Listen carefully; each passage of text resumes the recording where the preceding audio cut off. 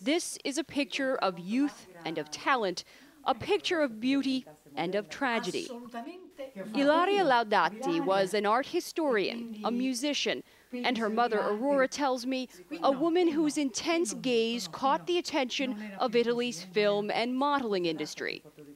2 weeks ago, Ilaria died of heart failure, common for anorexics. She was 27 years old, 5'6" and just 77 pounds. She was skin and bone, she tells me, and she was obsessed with her scale. If she had food, she'd weigh herself. We lived in hope that she could get better. But the illness simply destroyed her.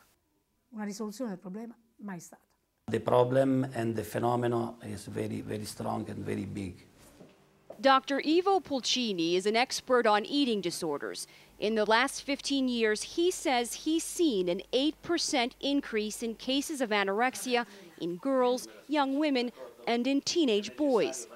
The disease, he says, is not a new development here, but publicly talking about it and medically addressing it is new. Because many of them are treated into their own family, because their parents very often have shame of this. And so they prefer privately to treat. That's why the announcement by Milan-based fashion designer Donatella Versace that her 20-year-old daughter Allegra is battling anorexia was an important revelation, according to Dr. Pulcini. It raised the profile of the disease in Italy, he says, and it refocused the spotlight on an industry that's been extensively criticized for promoting unhealthy body images. Before, we knew women with hips, with breasts, and now fashion industry and fashion magazine show us girls and boys, young girls, very, very thin. And every young boy or young girl wants to become like that. Gérald Marie is president of Elite Modeling. He's in Rome to find his next muse. The modern woman is changing, so we will have to cope with that. But I don't think that the fact that it has been some attack on this industry concerning anorexia that suddenly we will go, God, let's be good, everybody will have boobs and hips. 25-year-old Cecilia Zelli is a recovering anorexic.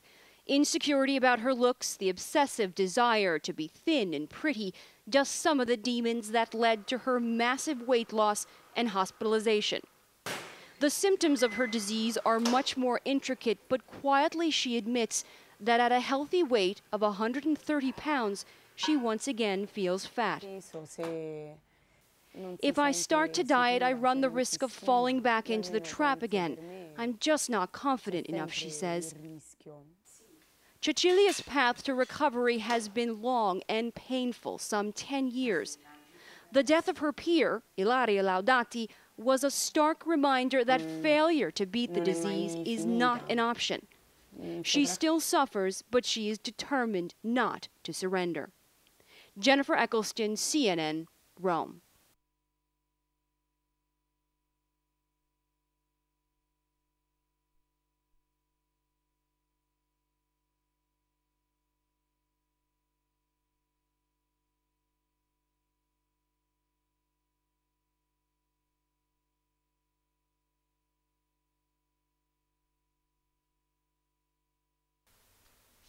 I do it again. I think you were a little fast.